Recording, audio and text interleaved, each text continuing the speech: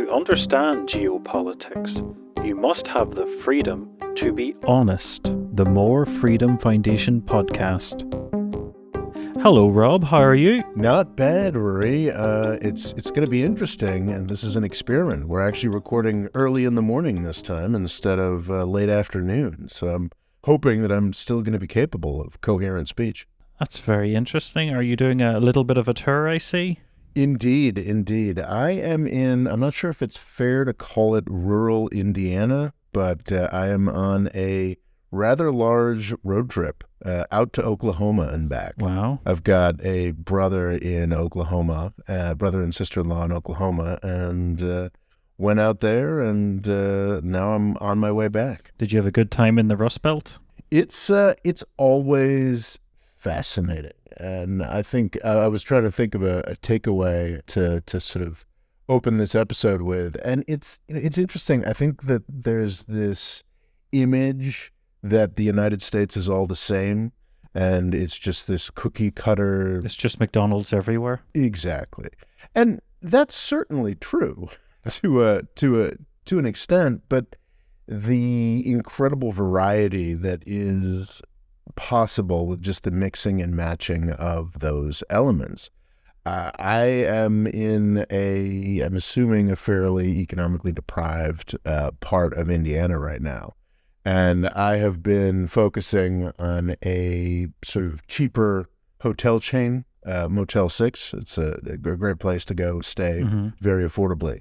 And it's just fascinating because I was in a Motel 6 last night in the capital of Illinois, which is not renowned as a particularly booming place, but has a lot more together than this particular region is. And staying in two Motel 6s, they feel like very different hotels. Okay. And it's just, I don't know, it's kind of fascinating to me how much variety can be included in these nominally identical experiences, and I think that's the case across the United States. Are you aware of any other parts of the world that are massively diverse?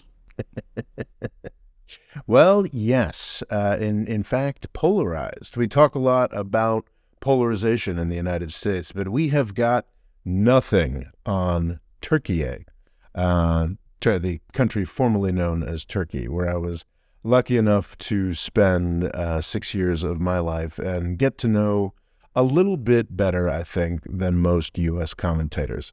When you stayed there, you would have been under, I was going to say Erdoğan's rule, but he would have been in charge that whole time you lived there? Yes, the savage reign of the Sultan Erdoğan, as it might be depicted as it is depicted in many circles. In the United States and Europe. And Erdoğan, Recep Tayyip Erdoğan, the topic of this podcast and the next one. I'm not sure if we're going to be able to pull it off, but our intention is to actually do not one, but two episodes this week because the Turkish elections are this coming May 14th, which is, I believe, Sunday, right? Is that right? May 14th is Sunday, yes. Yes. So the end of this week, not only do we have presidential elections in Turkey, we also have parliamentary elections. So all national elections are taking place on Sunday, May 14th. And this is going to be a really big deal either way.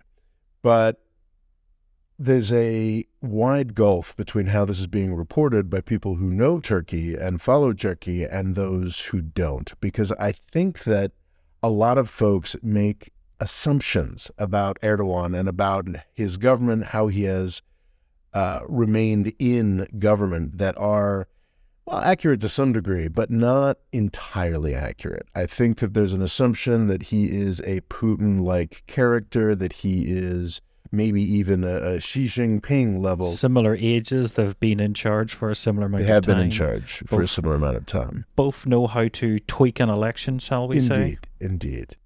But what's, I think, not appreciated about Erdoğan is the extent to which a really large constituency in Turkey is getting exactly what they want from Erdoğan.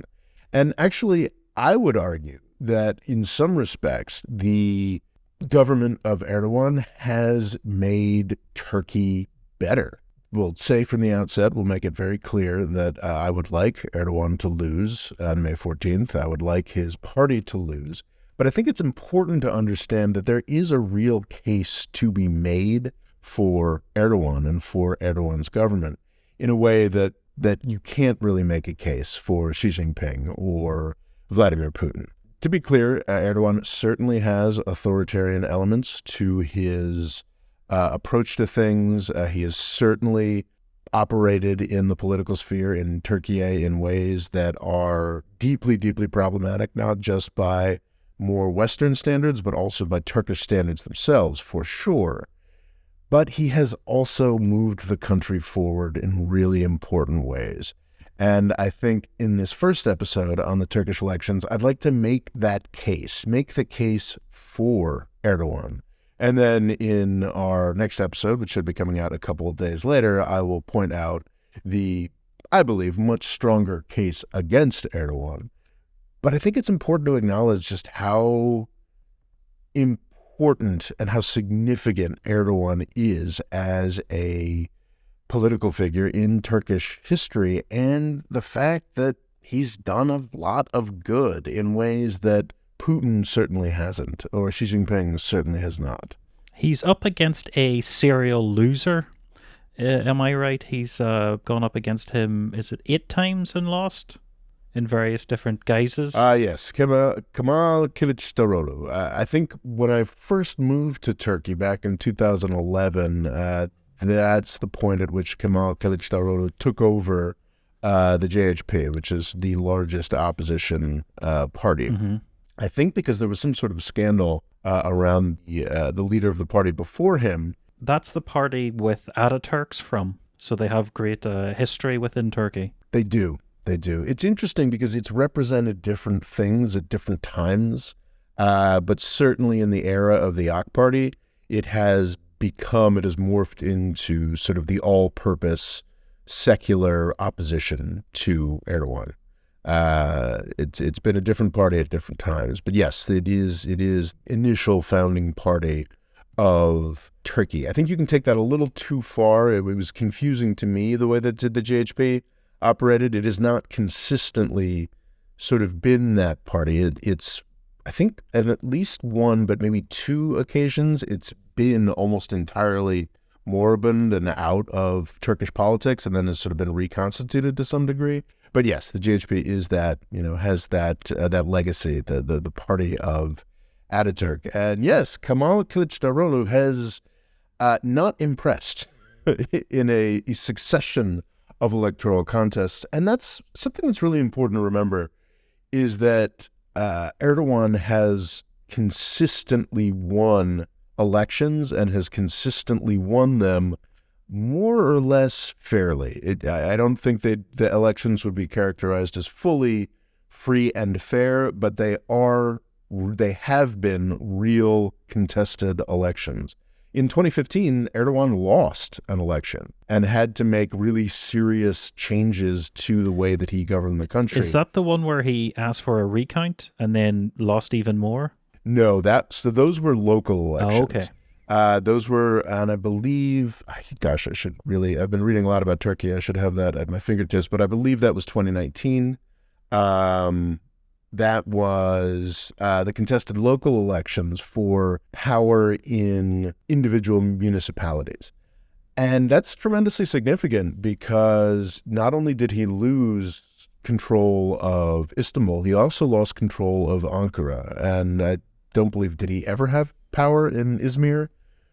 Which has sort of been, I think it's the 3rd biggest city in Turkey and has long been a secular stronghold. But he does not have power at the local level, and crucially, that's actually how he built his own power base. Erdogan's first bout with national prominence in Turkey was from 1994 to 1998 as the mayor of Istanbul. And the reason he was so angry about that local election that he forced to have rerun was because he could see that it was becoming a launching pad for Ekrem İmamoğlu, this other guy who certainly has aspirations to do what Erdoğan did, which was jump. Who's now the mayor of Istanbul? Yes, the mayor of Istanbul. Certainly has aspirations to do what Erdoğan did between 1998 and I guess it was 2003, which was just leap from mayor of Istanbul to prime minister of the country. Of course, the system is different now, so the aspiration would probably be... He's put a few roadblocks in the way, hasn't he? He's put some roadblocks in the way, but also made serious changes to the way that the Turkish constitution operates. He has shifted Turkey from a more parliamentary prime ministerial government to a more flatly presidential one, which is why these presidential elections are so important. I guess this is the third presidential election in Turkish history. They've had presidents the whole time, but from Ataturk all the way down to actually the guy right before Erdoğan himself, another AK Party politician, Gül, these guys were not elected. They were appointed by the parliament in this, and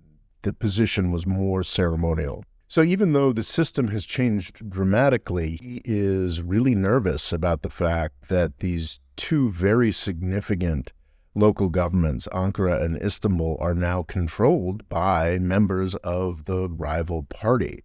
So that 2019 election was super significant, but also the 2015 parliamentary election before there had been a switch to this presidential system. To be clear, parliamentary elections are still important. It's just not entirely clear to what degree they are important. They used to be much more important, and back in June of 2015, I remember this well, I was dancing on the streets when it happened, he lost an election. And if the other opposition parties in Turkey had been able to get it together to work with each other, then he would not, they would have been able to form a government without him. And Erdoğan would have been done in 2015. Unfortunately, the opposition in Turkey is so fractious and so automatically inimical to each other that they could not do that. This is the table of six? Well, the table of six that exists now. There was no table of six in 2015. They were not capable of working with each other. And Erdoğan was capable of basically, I would argue, I think that's a controversial statement, but sort of starting up the conflict with the Kurds. There are a lot of aspects where Erdoğan was one of the best leaders that Turkey had arguably in a century. Well, not since, since Ataturk anyway. One of those aspects was the Kurdish conflict. He managed to get Turkey to a serious place of negotiation, first ceasefire, then negotiation with the Kurdish insurgents. And it was an extraordinary opportunity for the country.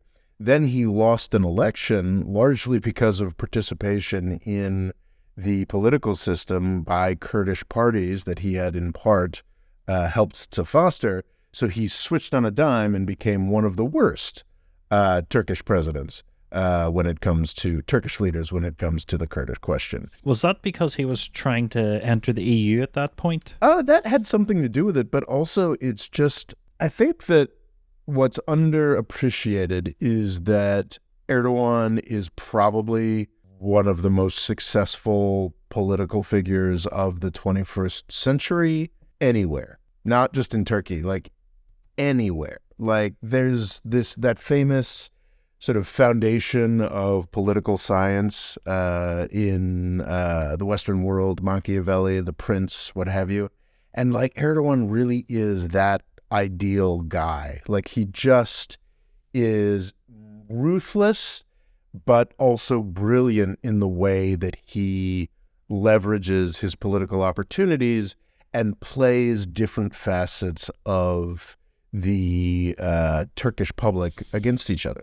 But also if you consider that he's as popular as Putin, as in, he's been in power as long, but they're nowhere nearly as authoritative. There is a lot more democracy in Turkey, and I don't believe that he murders to the same scale that Putin's happy to. In 2015, I'd have agreed with that statement wholeheartedly.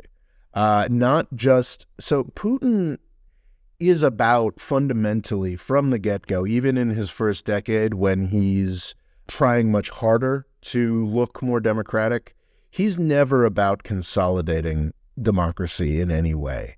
And that's sort of the tragedy of Erdoğan, is that for his first decade, he's very much about consolidating democracy.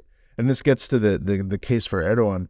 When people talk about what Erdoğan has done and the very real moves that he's made, certainly since 2016, 2015, 2016, the very real moves that he's made against democracy, about how Turkey is falling away from a much better space where it used to be in, they're talking about early Erdogans.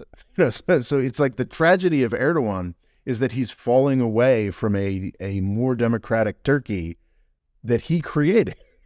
that like the golden era for Erdoğan, for Turkey, the golden era for Turkey that it has fallen away from in the second decade of Erdoğan's time in power, is the first decade of Erdoğan's time in power. And you can't say that about Putin. I mean, Putin, you can make a case for Putin that he brought order, that he made things less humiliating for Russia than they had been. But that was always about consolidating power exclusively under Putin and discarding the elements of chaotic democracy that had been brought in under Yeltsin.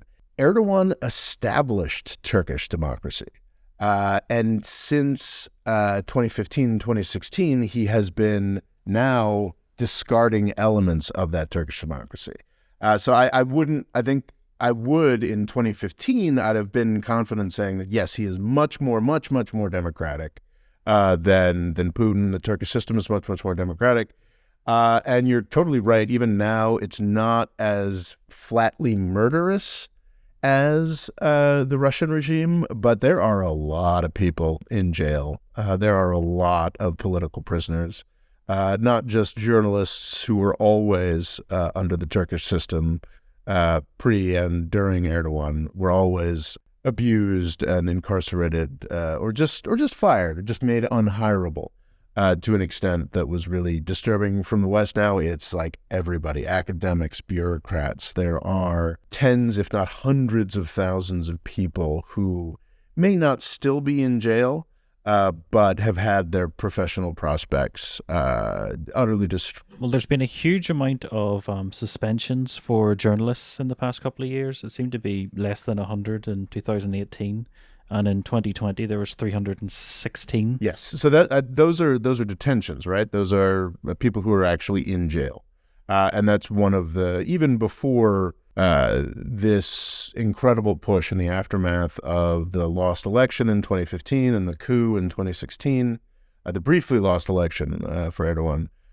Even long before that, the Erdoğan regime had a terrible history with journalism. But what's crucial to realize is that every government before him in Turkey had terrible experience with journalists, and was abusive and censoring, and truly dismal record. And I think what people miss is that Turkey, especially because it's been such a firm ally to the United States, it's been in NATO since the 1950s, we really ignore the amount of papering over of real Turkish problems that we have done over the past 70 years. And we underestimate the extent to which Erdoğan has kind of solved some serious Turkish problems. Not kind of solved, like has solved. The question of democracy, if this election is not completely stolen, and there are no Erdoğan elections that have been completely stolen. There have definitely been questions at the margins. Is it a 2% difference? Or I think that you can make a pretty good case that the constitutional referendum, which there have just been so many elections in Turkey, and I've paid attention to and cared about all of them, but I couldn't really. It was the constitutional referendum in 26, can't remember when it was exactly, but the constitutional referendum was so extraordinarily close. I think that Erdoğan was able to change the constitution. This is the last constitutional referendum. There's been at least two serious constitutional referendums in Erdoğan's time in power, maybe more. But this last one that changed them from a more parliamentary to a more presidential system, I believe the margin of victory was something like 0.5% or 2%. That you can definitely make a solid argument that I would believe was stolen to some degree. But if the election, so this on the 14th, this is the presidential election. It's like a lot of countries, there's a runoff that's possible, but if Kılıçdaroğlu wins an outright majority, over 50% on the 14th, then there is no runoff. The polls have him at about 56%. I know the polls aren't totally accurate, but... Yes, so the polls currently have him at 56%, and there are other presidential candidates running. So that would mean that he would beat Erdoğan by something on the order of 5 to 10%. And I believe that that's beyond the capacity of... the threshold? Well, it's beyond the capacity of the AK party, Erdoğan's party, to cheat. If, however, they do get to a point where, they swing an election 10%, then I would call that no longer a free and fair election. What's kind of ironic is that Erdoğan losing this election would be really solidifying for his historical legacy. How he brought democracy to Turkey. Exactly. He brought democracy to Turkey. And I would argue that that's already the case, but I know that that would be controversial with a lot of my Turkish, not just my Western audience, but also my Turkish audience to say that. But if he loses, it's kind of indisputable. This is already, and I guess in 2015 or thereabouts, we reached the longest period of uninterrupted democracy in Turkish history. There was no period longer than that. And if we get to this point and he actually loses this election and someone else comes into power, then Turkey will be a more consolidated democracy than it has ever been. Just briefly, I don't want to get too boring here, but just the history of Turkish democracy is serial military coups, and not failed military coups, as we saw blessedly, amazingly in 2016, but very successful military coups. 1950, so the Turkish Republic is founded in 1923. So this is the centennial this year of the Turkish Republic. They don't even bother trying to be anything other than a one-party state until 1950. And I think it actually is U.S. pressure, in part, that leads them to finally do that. I believe that Ataturk, the heroic founder of Turkey, who was the sort of president for life, more or less, between 1923 and 1938, dearly wanted to have a multi-party democracy, but the few times they tried it, very quickly became a lightning rod for opposition to Ataturk's secular reforms. So this is another thing. You could not have a democracy in Turkey going up until the 1990s because Islam was such a lightning rod, and because large sections of, in Ataturk's day, probably a majority of the Turkish population wanted more respect for Islam, wanted more Islamic government. And the military was always very powerful. Yes, the military was always very powerful. So in 1950, we had the Democrat Party, which won an election, maybe a couple elections. Was a period of great economic growth for Turkey, and things seemed to be going very well, and then all of a sudden they weren't. There were great chaos. The Democrat Party actually was complicit in sort of a pogrom in Istanbul, which was very grim. But regardless, the military stepped in 1960. That prime minister ended up actually executed by the military. So you've got that first attempt at democracy in Turkey only lasted a decade. again, and it's important to, every time the military steps in, there's this period of time where the Turkish military tries to get out of politics, but has difficulty doing that, has difficulty letting itself do that. It's too... Does the country fall apart and it's worried that it will sort of fall into chaos, or is it more just greed? Well, I'm sure that the Turkish military would say that it's the first thing, that no, this is just their heroic, and that pogrom in Istanbul was used as one of the excuses for why they had to because the Turkish military, they're just heroic defenders of the rights of minorities, which is very much proven not to be the case with the Kurdish issue in the 1990s and before and after. But there's all manner of justifications that the Turkish military uses, and some of them have some weight. But regardless, it is a military stepping in and doing coups. But perhaps because they were in NATO, perhaps because of the aspirations of Ataturk that were set at the very beginning, they've always been eager to distance themselves from formal power. They've always been, within a year or two or three, they're setting up another election. But they'll set up an election within guidelines. Certain kinds, in the aftermath of the 1980 coup, there was an entire political class, hundreds of politicians, leading Turkish politicians, that were simply barred from politics for 15 years, 10 to 15 years. So everything's within these sort of guidelines. So 1960, there's a coup. 1971, there's a less violent, but still, it's called a coup by memorandum, which is essentially the military says, well, you know how nasty that was in 1960. It's time for the government to resign, and we're going to set up a new set of... You have a lovely government here. It'd be a shame if someone broke it. Exactly. Well, you have a lovely constitution here. It'd be a shame if somebody broke it. The government is out.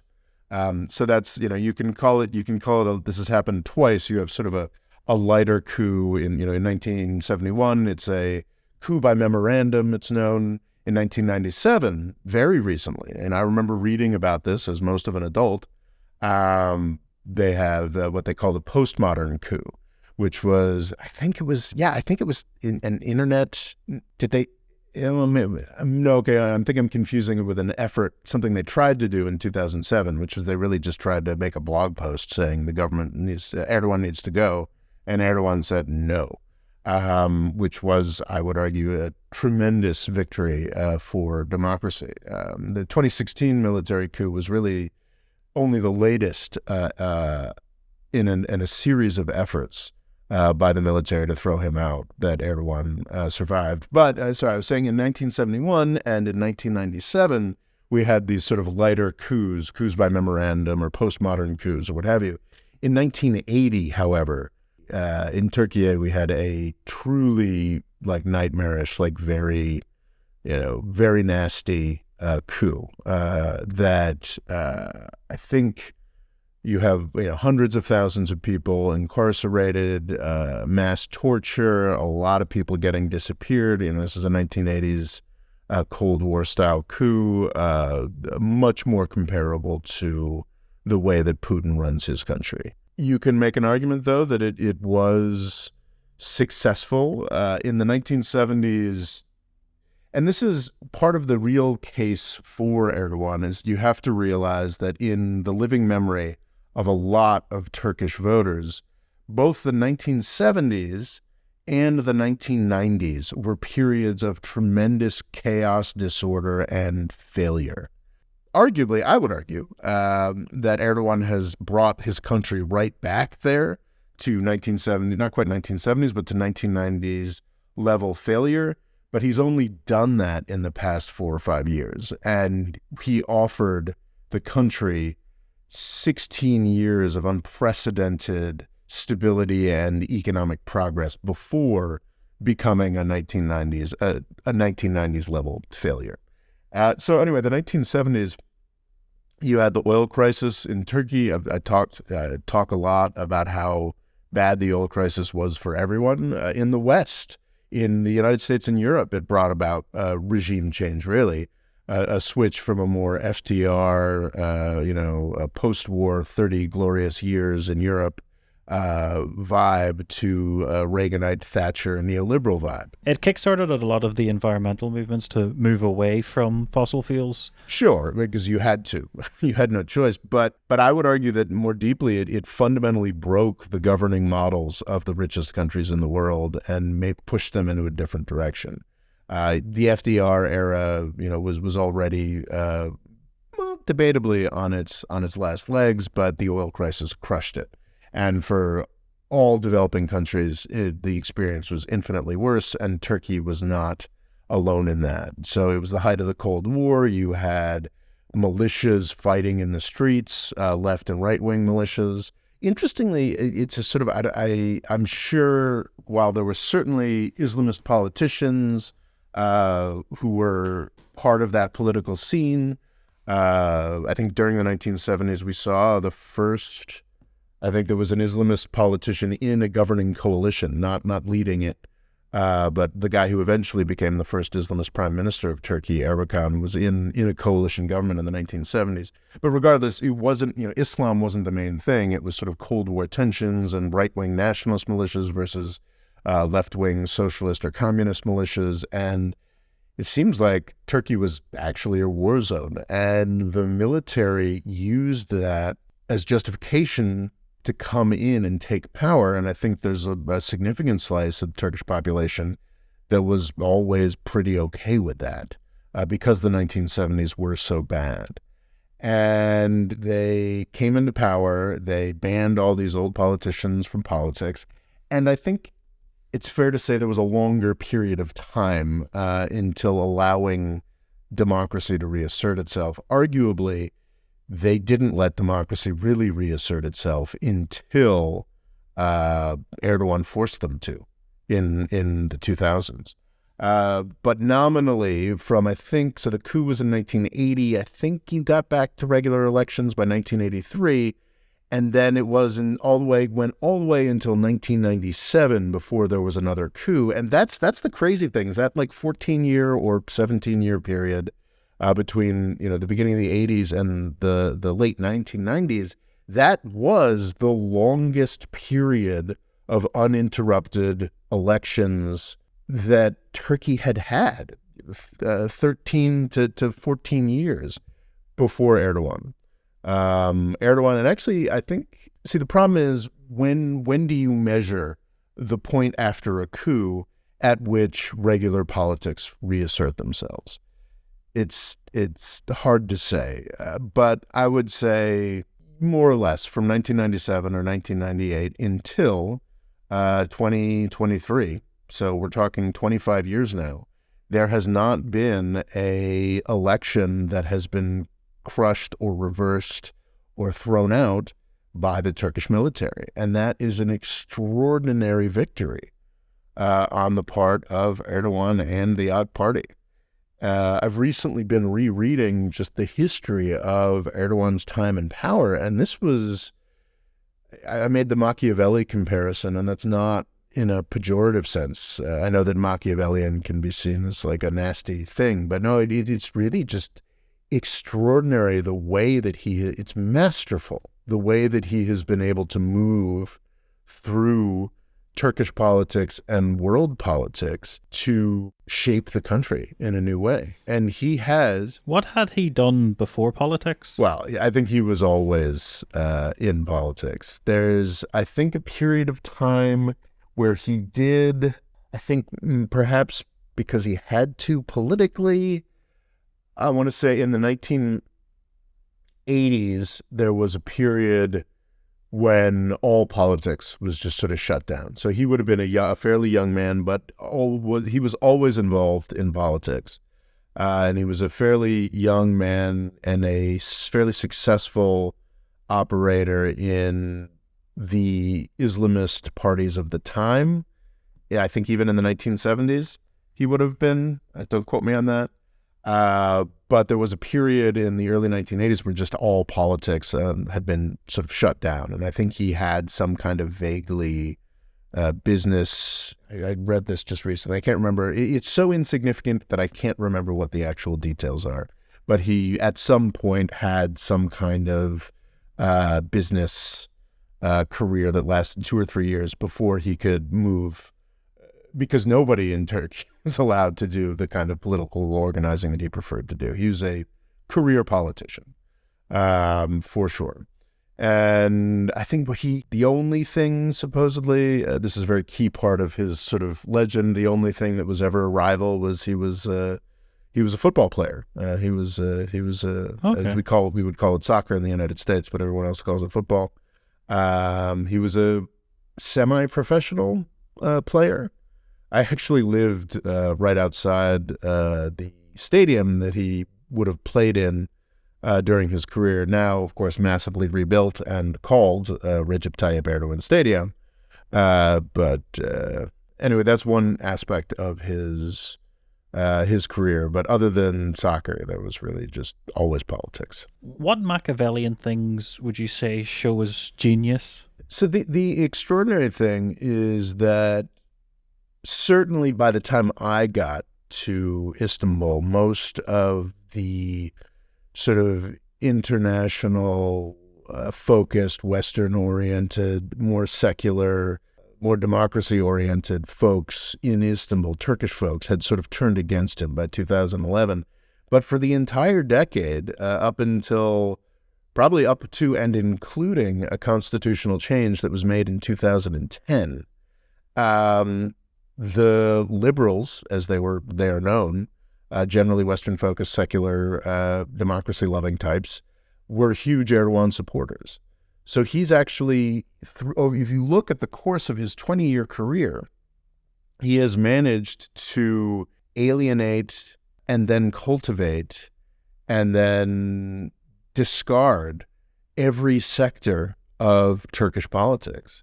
When he came to power, he was an incredible enemy of nationalist elements because he cultivated the Kurds. That was an extraordinarily brave thing to do in Turkish politics, to cultivate the Kurds. In the 1990s, there was a conflict that killed upwards of 35,000 people in Turkey. That's definitely includes some government crimes, but the PKK were quite active terrorists, and there's really nasty conflict that Erdogan, for a brief shining moment, ended.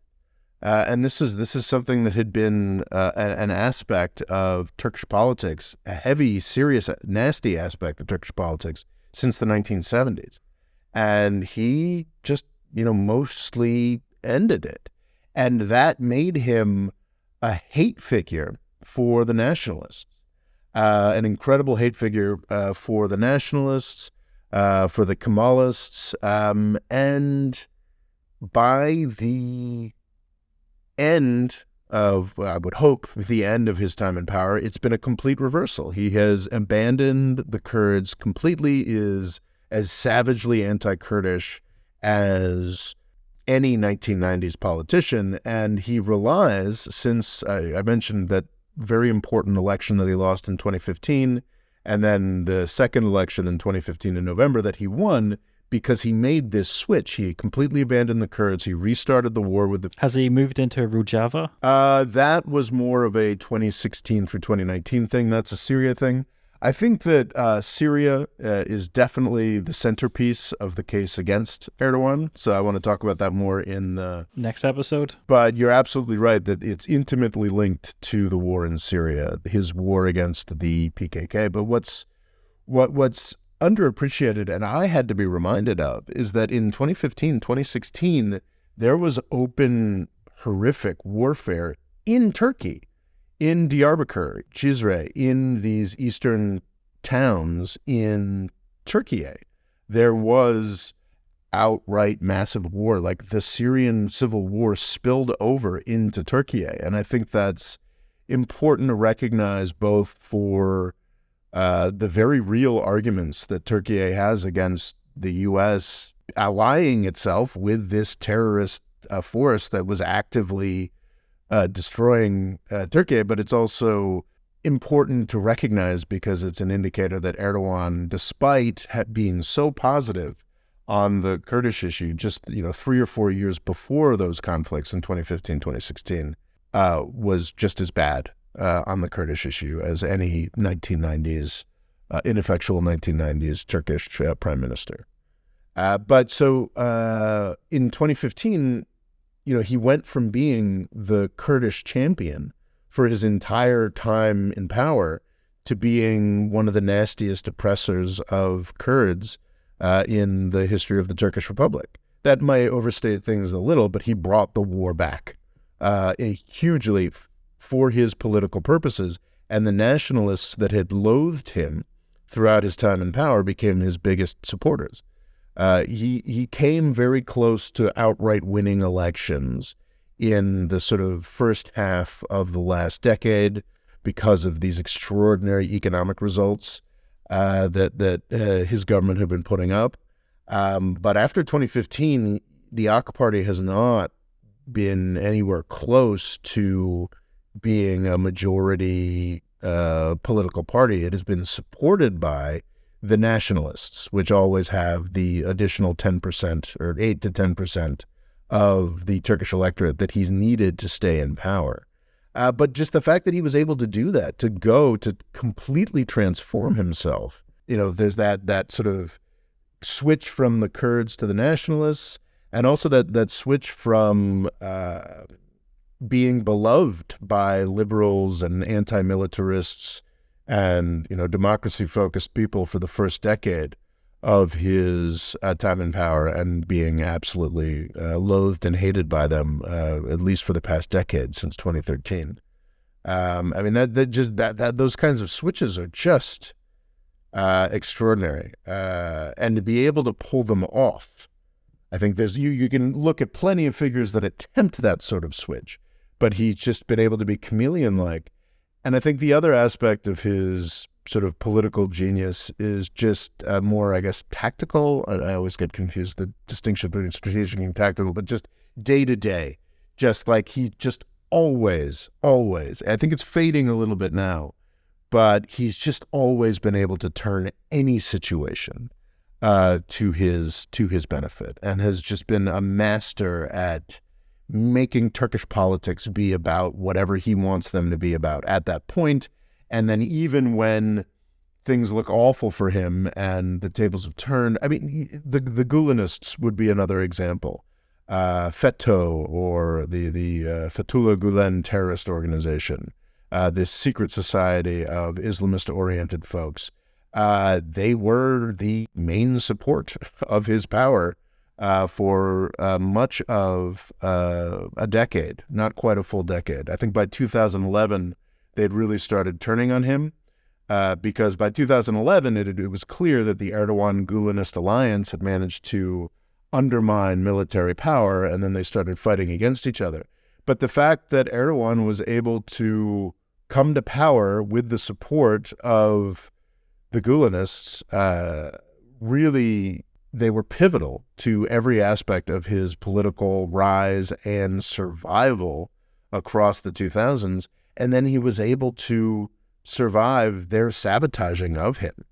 The fact that they were recording all his conversations and put them all out I remember this in the fall of 2013. We're like, oh, well, he's definitely done. They had recordings of he and his family members engaging in stuff that's pretty hard to portray as anything other than epic corruption. And we all assumed he was done, but somehow he just managed to do it. He managed to stay in power. He's a truly brilliant politician and opportunist. Is there anything you think American politicians could learn from him? I was just at a museum yesterday in Springfield, Illinois, for Abraham Lincoln, who I believe was a political talent on that level and far surpassing Erdoğan. But to have a political figure of this weight and this power, you need a crisis. I think that's one of the great historical questions.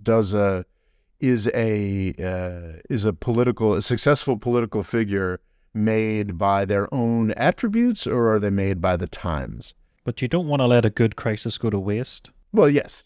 But I think you need to have a politician on Erdogan's level, or God forbid, Lincoln's level. You need a crisis. You need to have issues that are needing to be resolved. Yeah, that need to be resolved. And I think you can look at many points in history when the politicians were not equal to the case, things got progressively worse and worse in the United States over the 1850s, and I'm pretty good. Like, I can usually name most U.S. presidents and tell you, a paragraph about them. The 1850s, I just don't bother, because they're all just such, like, extraordinary failures, extraordinary examples of men who did not meet the times. And things got worse and worse and worse to the point where the Civil War was more or less prompted by Lincoln's election. And then he was equal to the times. And I think if you look at the 1990s in Turkey, you've got a lot of politicians that were not equal to the times. I think that something that's important to emphasize, the 1990s were just this time of incredible chaos, and one of the great reasons why people will be supporting Erdogan is this fear of repeating the 1990s, that table of six or what have you. Yeah, the Rainbow Coalition could collapse pretty quickly. Very quickly. And they are fundamentally people who hate each other on a lot of levels. So the chances of it getting back to like a 1990s style worthless coalition are pretty high. But I think what people are underemphasizing is just the way that the Turkish military made the 1990s so much worse. The way that they limited what you could do in terms of reconciling government with Islam, with their hyper-secularism. The way that they limited the way that you could act to attempt to resolve the Kurdish issue. Importantly, because this would have been a no-go for the nationalist elements. There is a nationalist party supporting Erdogan, but there are also nationalist elements, the E party within the table of six, opposition to him. I don't think that the E party would be capable of allowing the Kurds into that coalition. But Kemal Kılıçdaroğlu is also supported by the Kurds.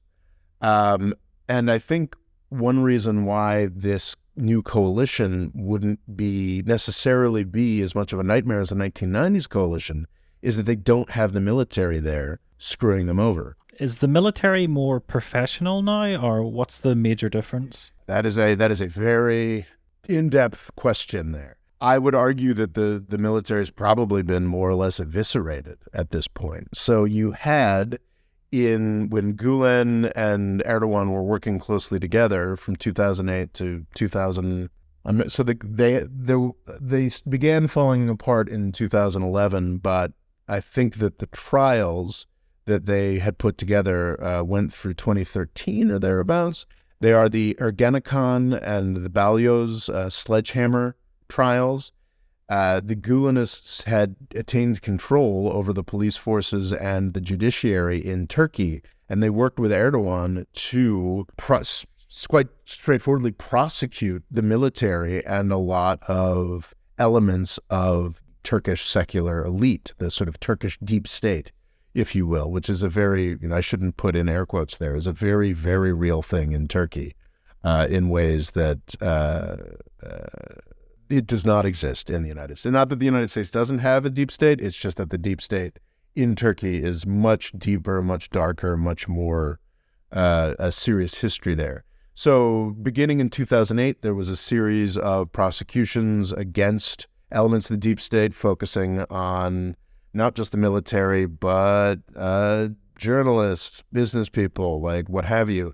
And my sense of how those trials worked is that in the first round of those prosecutions, there were very, very real things, because 100% there were folks who were planning a coup and looking to overthrow Erdogan throughout the 2000s and the 2010s. So I think it started out focusing on legitimate stuff.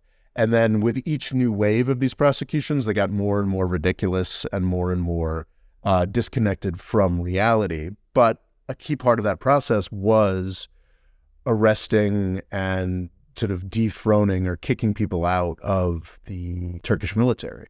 And this is the crazy thing, replacing them broadly with Gulenists. The Gulenists who were responsible for the 2016 military coup. So I would say that the Turkish military has gone through two waves of its major political constituency being wiped out and kicked out. One of the crazy things about the post-2016 era, and this is another incredible switch, is that Erdoğan had to rehabilitate a lot of the staunchly Kemalist, secularist military figures that he had arrested with the Gulenists, because he was just running out of military people. And because his main priority, a lot of other people were sucked up in this, and he definitely used the 2016 coup to attack a wide range of people that had nothing to do with Gulen, but he really, really wanted to wipe the Gulenists out of the security services. And to wipe the Gulenists out of the security services, he needed competent people to run the security services, so he needed to go back to some of the old-fashioned secularist military elites that he had spent the first 15 years of his time in power crushing. So there's just another example of how Erdoğan is, capable of just extraordinary switches. And because he's so completely destroyed the power of that old military secularist elite, he's comfortable letting them back into the power because they want to get rid of Erdoğan, but they also really want to get rid of the Gulenists that threw them in jail. So it's just this incredible Saleh of Yemen, a figure I've talked about a lot on the channel, was sort of famous for dancing on the heads of snakes. Just and he eventually ended up dead because of it. It took him 40 years to get there. But I do think that sort of dancing on the heads of snakes is sort of comparable way to what Erdoğan is doing. So the military has not really been professionalized. I would just say that it's been eviscerated and tamed. And also before, I think up until 2010, the military had a lot of formal power, especially in the aftermath of the 1980 coup. They stepped back from government, and by 83, you had, real-ish elections in Turkey again. But they had a formal, National Security Council that had formal, de jure, not just de facto, but de jure oversight on foreign policy decisions, on Kurdish policy decisions. That's one of the reasons why the 1990s were so bad, was that the elected politicians didn't really have that much power over the Kurdish catastrophe that was unfolding. So yeah, they had a lot of formal power, and over the course of the 2000s, I think certainly by 2010, that formal power was stripped away, and the Gulen Erdoğan court cases against the military and other aspects of Turkish society stripped away the informal deep state power. So it is, as 2016 showed, it is a shadow of the power that it once had. Its former self. So realizing we're running out of time here, and there's just a whole nother aspect of Erdoğan's success that is not, that we haven't even gotten to. I think it is fair to say that by crushing the military, Erdoğan has made Turkey more democratic than it has ever been. And actually the true proof of this would be him losing this upcoming election. It's almost like an Obi-Wan Kenobi thing. It's sort of like, if you defeat him, you will make him more powerful than he has ever been.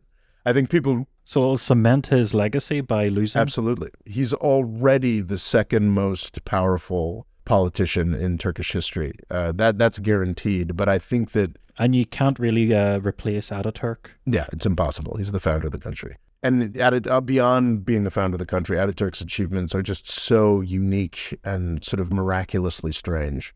And that's something that Erdoğan will never be able to touch. But if he loses this election, I think he really will be, with the distance of a decade or two, I think he really will be solidified as like an FDR or even like a Lincoln level reformulator of what the Turkish Republic is about. But it's not just about democracy. It's also about Islam.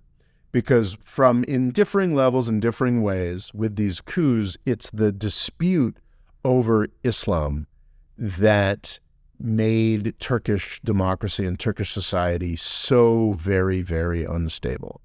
Ataturk wanted to be more of a democrat, but he could not have the secular country that he wanted in the 1920s and 1930s if he allowed democracy, because at that point the majority would be against him over and over again. And I think what's crucial to acknowledge here is that Turkish Islam is very different from the sort of Sunni Saudi Islam that we've become familiar with in the United States and then perhaps the West more broadly. It is a much different, it is not a fundamentalist, it is not an extremist approach. And what that actually means changes from year to year, from decade to decade. It's a much more fluid thing. I think probably the thing that most folks in the U.S., the one sentence that they know about Turkey is like, oh, aren't they moving more towards Islam? And the implication is that it's this scary, terrifying fundamentalist Islam. I mean, to be clear, it is Islam. It's not generally, as great for women or LGBT folks as New York City or Scandinavian politics are. But it is not this sort of extremist, head-lopping nightmare. You wouldn't make too many episodes of 24 out of it. Exactly. It'd be very hard to make episodes of 24 out of it. It's been this tension, and it's been part of the tension that has sunk every attempt at democratic government in Turkey for 100 years. And it's a time bomb is what it is. I think that the fact that, or it's a time bomb is what it had been.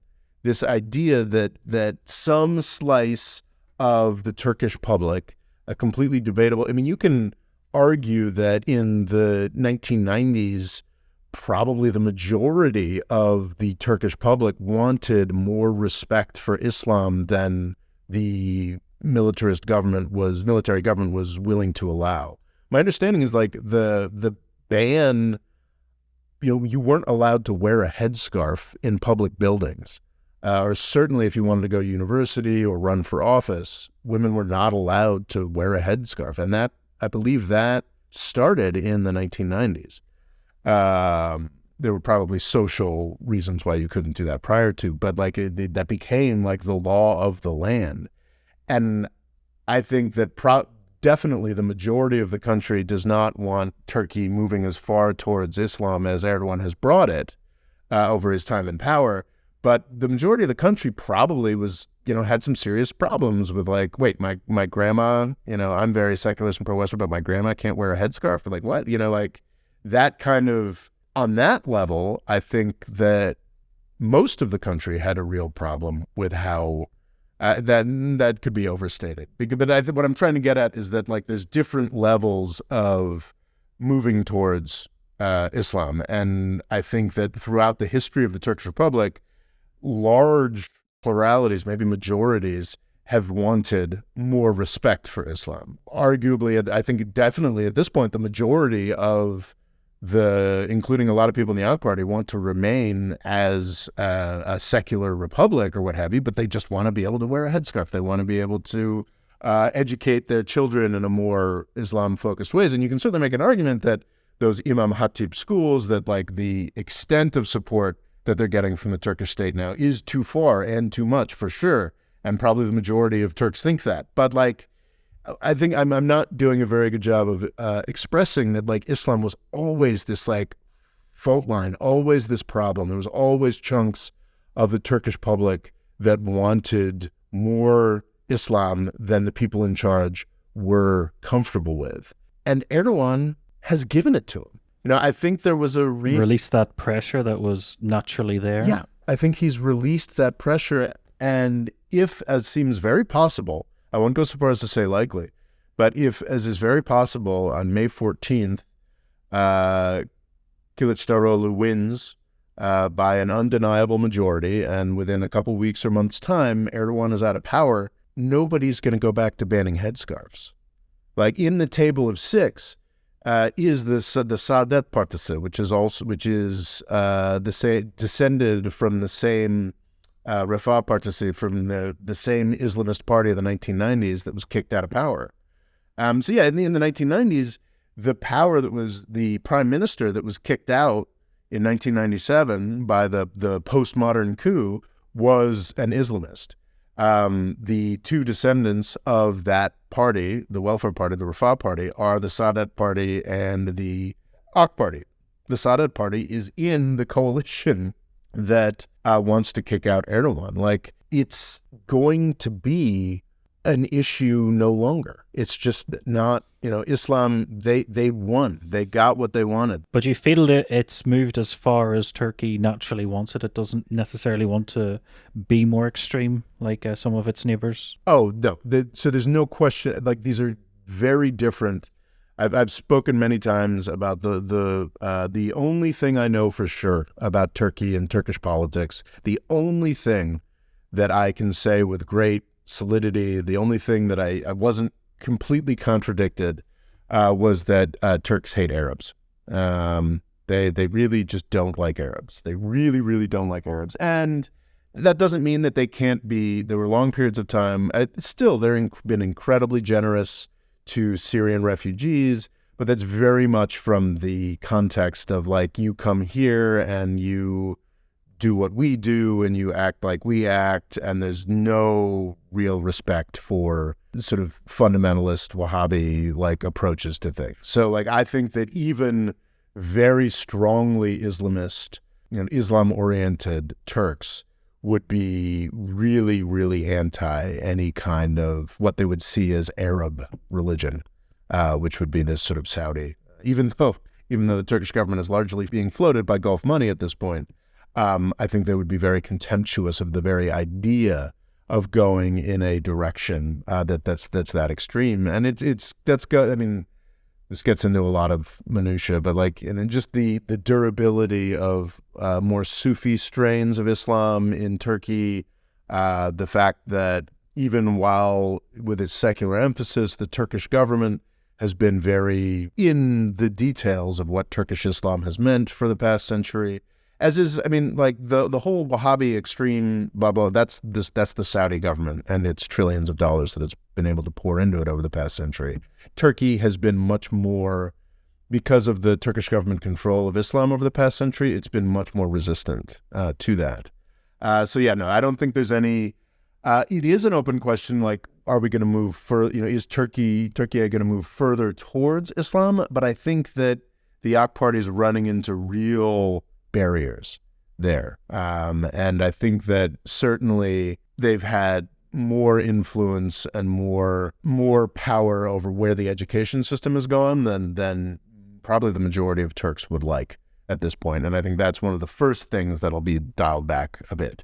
So yeah, but what does Islam mean? What is it going to mean? I think that even the Saudis have backed off on pushing this Wahhabi nonsense. And I think the failure of the Islamic State is a real setback for that everywhere, that sort of style of approach to Islam and politics. I think it's important. So there's a lot of things that Erdogan was really, really, really great at, and now he's sort of defaulted to the 1990s miserable performance of Turkish politicians. On the Kurdish issue, he's fallen all the way back after, great hope. On the economy, just extraordinary, just the switch. Erdogan oversaw Turkey's transition from a low to middle income country to a upper middle income country. Just the incredible transition from sort of shanty towns to buildings with not so great building codes. As the earthquake indicates, but just truly like middle class lifestyle for, if not the majority of the Turkish public, for a vastly larger swath of the Turkish public, and there's still people who feel that they owe that to him. But over the past 5 years, he has become just as he's brought back hyperinflation, he's brought back economic failure. So, like the Kurdish issue... I think that's a little teaser of our next episode. Exactly.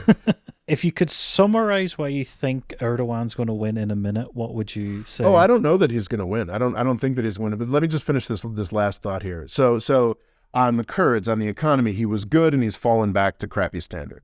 On democracy, his legacy to me seems unimpeachable. I mean, who knows? Like, what happens at this election? Maybe he loses by 20% and, you know, murders everybody, and he's like, I am the Sultan now. That's not out of the range of possibility. Sadly, and at that point, his democratic legacy would fall apart. But he has to this point, like, remains an incredible democratic icon. He is not an authoritarian. And in Islam as well, I believe he has moved Turkey beyond this stumbling block that it has had, that Turkish democracy has had for 60 years. And it's the democracy and the Islam thing that I believe make the bedrock case for Erdoğan. And I think that we should understand that if he does not freely and fairly, but if he does legitimately win this election on May 14th, which is very, very possible, he is not, those will be at the core of the reasons why. I don't know, like, I do feel like, it just for like flat out prediction, like it seems likely to me that Erdoğan will just win it again, but maybe that's because I'm shell shocked and I'm just so jaded, and I've gone through this emotional roller coaster, 5 or 6 times now, where it's like, oh yeah, you know, he really looks like he's going to llose this time. And then he did lose in 2015. I remember dancing in the streets of Karaköy when that happened, you know, but, yeah, you know, like, I just, it's hard for me to believe. I'm so like shell shocked and traumatized that it could actually happen, but it could actually happen. He could lose this election. This would be the closest time pretty much ever. Yeah. Well, except for the one in 2015 where he lost. Well, yeah, but outside of local elections. Yeah. So who knows? But yeah, so that's sort of the case for Erdoğan, and we should not underestimate the extent to which this guy has been a tremendous figure for positive change in Turkey. And and come back next time when we will tell you why the case against Erdoğan, and why, despite all of these positive developments, he's been a negative influence on Turkey and Turkish history over the past decade.